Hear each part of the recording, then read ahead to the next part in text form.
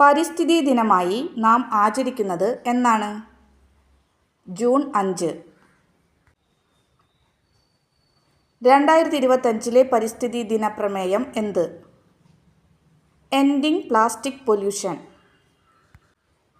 2025 പരിസ്ഥിതി ദിനത്തിൻ്റെ ആതിഥേയത്വം വഹിക്കുന്ന രാജ്യം? കൊറിയ. പരിസ്ഥിതി ദിനം ആദ്യമായി ആചരിച്ച വർഷം എന്ന്? 1974 ജൂൺ 5.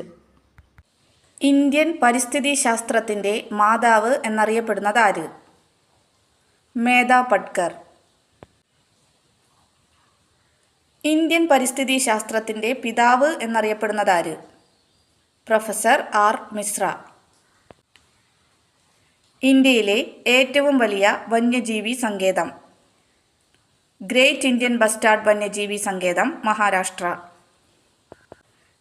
ഇന്ത്യയിൽ ഏറ്റവും കൂടുതൽ കണ്ടൽ വനമുള്ള സംസ്ഥാനം?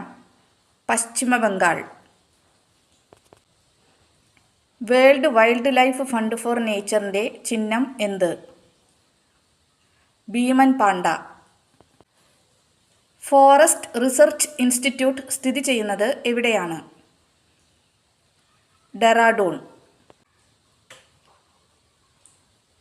കണ്ടൽ വനങ്ങളുടെ വളർത്തച്ഛൻ എന്നറിയപ്പെടുന്നത് ആരാണ്? കല്ലേൻ പൊക്കുടൻ. പരിസ്ഥിതി കമാൻഡോകൾ എന്ന് വിശേഷിപ്പിക്കപ്പെടുന്ന ലോക പരിസ്ഥിതി സംഘടന ഏത്? Green peas.